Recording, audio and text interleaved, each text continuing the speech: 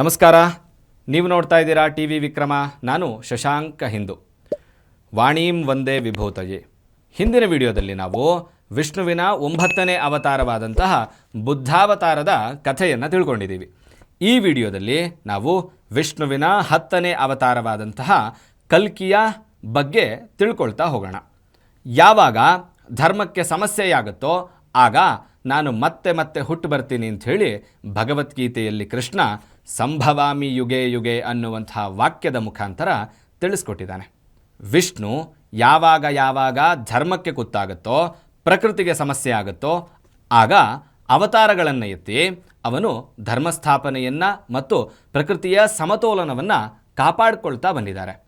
ಈಗ ಯಾವಾಗ ಕಲಿಯುಗದಲ್ಲಿ ಅಧರ್ಮ ಹೆಚ್ಚಾಗುತ್ತೋ, ಧರ್ಮಕ್ಕೆ ಸಮಸ್ಯೆಯಾಗುತ್ತೋ ಆ ಸಮಯದಲ್ಲಿ ವಿಷ್ಣು ತನ್ನ 10ನೇ ಅವತಾರವಾದಂತಹ ಕಲ್ಕಿಯ ಅವತಾರದಲ್ಲಿ ಹುಟ್ಟಿ ಬರ್ತಾನೆ ಅಂಥೇಳಿ ನಾವು ಮಹಾಭಾರತದಲ್ಲಿಯೂ ತಿಳ್ಕೊಬಹುದು, ಭಾಗವತದಲ್ಲಿಯೂ ತಿಳ್ಕೊಬಹುದು.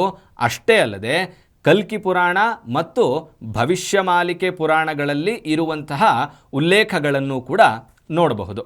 ಇದರ ಬಗ್ಗೆ ಸ್ವಲ್ಪ ನೋಡ್ತಾ ಹೋಗೋಣ. ವಿಷ್ಣು ಪುರಾಣದ ಪ್ರಕಾರ ಕಲ್ಕಿ ಕಲಿಯುಗದ 4ನೇ ಪಾದದಲ್ಲಿ ಹುಟ್ಟಿ ಬರ್ತಾರೆ ಅನ್ನುವಂಥ ಉಲ್ಲೇಖ ಇದೆ. ಆದರೆ ನಾವಿನ್ನೂ ಕೂಡ 1ನೇ ಪಾದದಲ್ಲಿ ಇದ್ದೀವಿ. ಅಂದರೆ ವಿಷ್ಣು ಪುರಾಣದ ಪ್ರಕಾರ ಕಲ್ಕಿ ಇನ್ನೂ ಹುಟ್ಟೇ ಇಲ್ಲ. ಆದರೆ ಭವಿಷ್ಯ ಮಾಲಿಕೆ ಪುರಾಣದ ಪ್ರಕಾರ ಇದೊಂದು ಉಪಪುರಾಣ. ಈ ಪುರಾಣದ ಪ್ರಕಾರ ಕಲ್ಕಿ ಈಗಾಗಲೇ ಹುಟ್ಟಾಗಿದೆ. ಕಲ್ಕಿ ಎಲ್ಲಿಂದ ಹುಟ್ಟಿದಾನೆ ಅಂತ ಹೇಳಿದ್ರೆ ಅವನು ಶಂಭಾಲ ಅನ್ನುವಂತಹ ಒಂದು ಜಾಗದಿಂದ, ಒಂದು ಊರಿಂದ ಹುಟ್ಟಿದ್ದಾನೆ. ಅದನ್ನು ಆರ್ಯಾವರ್ತ ಅಂತಲೂ ಕೂಡ ಕರೀತಾರೆ ಅಂಥೇಳಿ ಅದರಲ್ಲಿ ಉಲ್ಲೇಖ ಇದೆ. ಅದು ಈಗಿನ ಹಿಮಾಚಲ ಪ್ರದೇಶ, ನೇಪಾಳ ಈ ಭಾಗದಲ್ಲಿ ಇರಬಹುದು ಅನ್ನುವಂತಹದ್ದನ್ನು ಕೂಡ ಒಂದಷ್ಟು ಜನ ಅಂದಾಜು ಕೂಡ ಮಾಡಿದ್ದಾರೆ. ಕಲ್ಕಿ ಹುಟ್ಟಿರೋದು ಅಷ್ಟೇ ಅಲ್ಲದೆ ಅವನು ಈಗ ಬಾಲ್ಯಾವಸ್ಥೆಯಲ್ಲಿದ್ದಾನೆ. ಅವನು ವಿಷ್ಣುವಿನ 6ನೇ ಅವತಾರವಾದಂತಹ ಚಿರಂಜೀವಿಗಳಲ್ಲಿ ಒಬ್ಬರಾದಂತಹ ಪರಶುರಾಮರ ಬಳಿ ಸಕಲ ಶಸ್ತ್ರ ಅಸ್ತ್ರ ವಿದ್ಯೆಗಳನ್ನೂ ಕೂಡ ಕಲಿತಾ ಇದ್ದಾನೆ. ಅಷ್ಟೇ ಅಲ್ಲದೆ 64 ವಿದ್ಯೆಗಳಲ್ಲೂ ಕೂಡ ಪಾರಂಗತ್ಯವನ್ನು ಹೊಂದುತ್ತಿದ್ದಾನೆ ಅಂಥೇಳಿ ಈ ಭವಿಷ್ಯ ಮಾಲಿಕೆ ಪುರಾಣ ನಮಗೆ ತಿಳಿಸ್ಕೊಡುತ್ತೆ. ಇಷ್ಟೇ ಅಲ್ಲದೆ ಇದರಲ್ಲಿ ಕಲ್ಕಿ ಮುಂದೇನು ಮಾಡ್ತಾನೆ, ಕಲ್ಕಿಯ ಜೀವನ ಮುಂದೆ ಹೇಗೆ ಸಾಗುತ್ತೆ ಅನ್ನುವಂತಹದ್ದರ ಉಲ್ಲೇಖ ಕೂಡ ಇದೆ. ಅದನ್ನು ನಾನು ಹೇಳ್ತಾ ಹೋಗ್ತೀನಿ. ಕಲ್ಕಿ ಸಕಲ ಶಸ್ತ್ರಶಾಸ್ತ್ರಗಳ ವಿದ್ಯೆಯನ್ನು ಪಡೆದುಕೊಂಡ ನಂತರ ಅವನು ಶಿವನ ಕುರಿತು ತಪಸ್ಸನ್ನು ಮಾಡ್ತಾನೆ. ಶಿವ ಇವನ ತಪಸ್ಸಿಗೆ ಒಲಿದು ಅವನಿಗೆ ಒಂದು ಕುದುರೆಯನ್ನು ಕೊಡ್ತಾನೆ.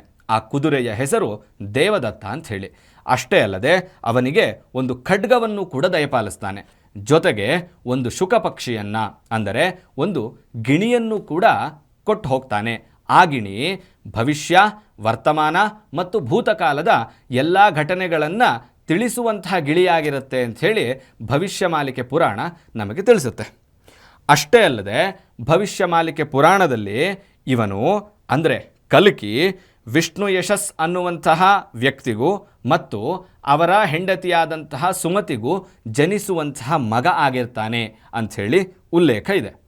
ಇಷ್ಟೇ ಅಲ್ಲದೆ ಕಲ್ಕಿ ಮುಂದೆ ಸಿಂಹಳ ರಾಜ್ಯದ ರಾಜನಾದಂತಹ ಬೃಹದ್ರಥ ಮತ್ತು ಕೌಮುದಿ ಇವರಿಗೆ ಜನಿಸುವಂತಹ ಪದ್ಮ ಅನ್ನುವಂತಹ ರಾಣಿಯನ್ನು ಇವನು ಮದುವೆ ಆಗ್ತಾನೆ. ಜೊತೆಗೆ ಸುಶಾಂತ ಅನ್ನುವಂತಹ ರಾಜನಿಗೂ ಮತ್ತು ಶಶಿಧ್ವಜೆ ಅನ್ನುವಂತಹ ರಾಣಿಗೂ ಜನಿಸಿದಂತಹ ರಮಾ ಅನ್ನುವಂತಹ ಹೆಣ್ಣು ಮಗಳನ್ನು ಕೂಡ 2ನೇ ವಿವಾಹವಾಗ್ತಾನೆ ಕಲ್ಕಿ ಅಂತ ಈ ಉಪಪುರಾಣದಲ್ಲಿ ಉಲ್ಲೇಖಗಳಿದ್ದಾವೆ.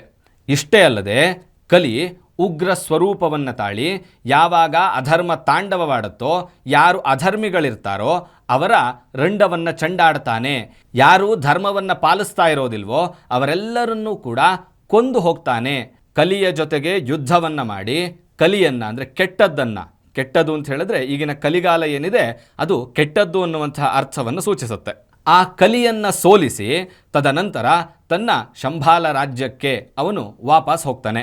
ತದನಂತರ ಕಲಿಯುಗ ಮುಗಿದು ಹೋಗುತ್ತೆ. ನಂತರ ಯುಗಸಂಧಿ ಬರುತ್ತೆ. ಅದಾದ ಮೇಲೆ ಮತ್ತೆ ಸತ್ಯಯುಗ ಆರಂಭ ಆಗುತ್ತೆ. ಸತ್ಯಯುಗದಲ್ಲಿ ಇವನು ಶಂಭಾಲ ರಾಜ್ಯವನ್ನು 1000 ವರ್ಷಗಳ ಕಾಲ ಆಳ್ವಿಕೆ ಮಾಡ್ತಾನೆ ಅಂಥೇಳಿ ಉಲ್ಲೇಖಗಳು ತಿಳಿಸುತ್ತೆ. ಯಾರು ಕಲಿಯುಗದಿಂದ ಸತ್ಯಯುಗಕ್ಕೆ ಹೋಗ್ತಾರೆ ಅಂತ ಹೇಳಿದ್ರೆ ಯಾರು ಕೇವಲ ಧರ್ಮ ಸಂಸ್ಥಾಪನೆಗೋಸ್ಕರ ಕೆಲಸವನ್ನು ಮಾಡಿರ್ತಾರೋ ಅವರು ಮಾತ್ರ ಒಂದು ಯುಗವನ್ನು ದಾಟಿ ಇನ್ನೊಂದು ಯುಗಕ್ಕೆ ಹೋಗಲಿಕ್ಕೆ ಸಾಧ್ಯ ಅಂಥೇಳಿ ಉಲ್ಲೇಖಗಳಿದ್ದಾವೆ. ಹಾಗೆ ಇವನು ಹೋಗಿ 1000 ವರ್ಷಗಳ ಕಾಲ ಆಳ್ವಿಕೆಯನ್ನು ಮಾಡಿದ್ದಷ್ಟೇ ಅಲ್ಲದೆ ತದನಂತರ ಬ್ರಹ್ಮಾದಿ ದೇವತೆಗಳೆಲ್ಲರೂ ಕೂಡ ಬಂದು ಇವರಿಗೆ ತಮ್ಮ ನಿಜ ಸ್ವರೂಪವನ್ನು ನೆನಪಿಸಿದಂತಹ ಸಂದರ್ಭದಲ್ಲಿ ಆಗ ಕಲ್ಕಿ ತನ್ನ 2 ಹೆಂಡತಿಯರ ಜೊತೆಗೆ ತನ್ನ ನಿಜ ಸ್ವರೂಪವನ್ನು ತಾಳಿ ವೈಕುಂಠಕ್ಕೆ ಹೋಗ್ತಾರೆ ಅಂಥೇಳಿ ಇಷ್ಟು ವಿಚಾರಗಳನ್ನು ಕೂಡ ನಾವು ಕಲ್ಕಿ ಅನ್ನುವಂತಹ ಪುರಾಣದಲ್ಲಿ ತಿಳ್ಕೊಬಹುದು. ಇದು ಕೂಡ ಒಂದು ಉಪಪುರಾಣ. ಇಲ್ಲಿಗೆ ದಶಾವತಾರದ ಸರಣಿಕೆ ಮುಕ್ತಾಯಗೊಂಡಿರುತ್ತೆ. ಮುಂದೆ ಮತ್ತೊಂದು ಪಾತ್ರ ಪರಿಚಯದ ಸರಣಿಕೆಯನ್ನು ಹಿಡ್ಕೊಂಡು ನಾನು ನಿಮ್ಮ ಮುಂದೆ ಬರ್ತೀನಿ. ನಿಮಗೇನನ್ನಿಸ್ತೋ ಕಮೆಂಟ್ ಮಾಡಿ, ಮತ್ತು ನೀವಿನ್ನೂ ಕೂಡ ಟಿವಿ ವಿಕ್ರಮವನ್ನು ಸಬ್ಸ್ಕ್ರೈಬ್ ಮಾಡಿಲ್ಲ ಅಂತ ಹೇಳಿದ್ರೆ ಈ ಕೂಡಲೇ ಸಬ್ಸ್ಕ್ರೈಬ್ ಮಾಡಿ ಮತ್ತು ನಮ್ಮೆಲ್ಲ ವಿಡಿಯೋಸ್ಗಳನ್ನು ಲೈಕ್ ಮಾಡಿ, ಕಮೆಂಟ್ ಮಾಡಿ ಹಾಗೂ ಶೇರ್ ಮಾಡಿ. ಓಂ ತತ್ಸತ್. ಟಿವಿ ವಿಕ್ರಮ, ದೇಶ ನಿಮ್ಮ ಕೈಯಲ್ಲಿ. ಈ ಕಾರ್ಯಕ್ರಮ ನಿಮಗೆ ಇಷ್ಟ ಆಗಿದ್ದಲ್ಲಿ ಲೈಕ್, ಶೇರ್ ಹಾಗೂ ಕಮೆಂಟ್ ಮಾಡಿ.